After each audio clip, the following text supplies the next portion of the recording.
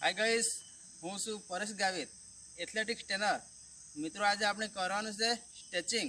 જે આપણે વોર્મઅપ પહેલાં સ્ટ્રેચિંગ કરીએ છીએ એ સ્ટ્રેચિંગ આજે કરીશું. તો ચાલો કરીએ મિત્રો સ્ટ્રેચિંગ. સૌપ્રથમ કે સ્ટ્રેચ. ઉપરની તરફ બોડીને ખેંચીશું. કન્ટિન્યુ ટો પર ઊભા રહીશું. ઓકે. ત્યારબાદ ટ્રાઇસેપ સ્ટ્રેચ. પાછળની તરફ ટ્રાઇસેપ સ્ટ્રેચ કરીશું. હાથને કોલમ પાસે રાખીશું અને આગળની તરફ ખેંચીશું. એવી રીતે બીજો હાથ.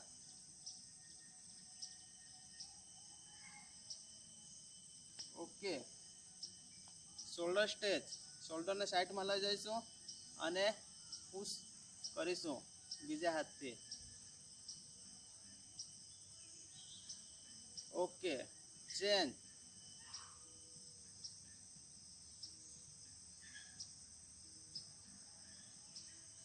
ઓકે. Forward bending. આગળની તરફ બેન્ડ થઈશું.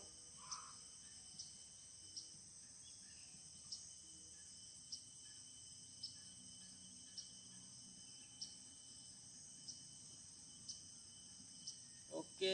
Backward bending. પાછળની તરફ બેક થઈશું.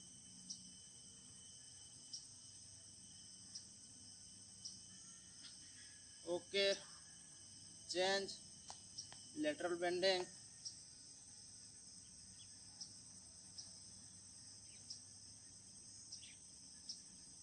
ઓકે.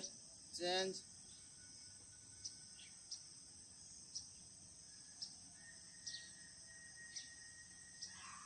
ઓકે. Body shape stretch. પગને ઘૂંટણમાંથી વાળીને એન્કલને પકડીને દબાવીશું પાછળની તરફ. Leg change.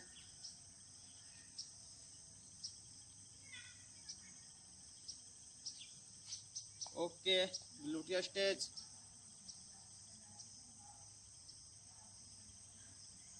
Change. Okay. Hamstring stretch. Change.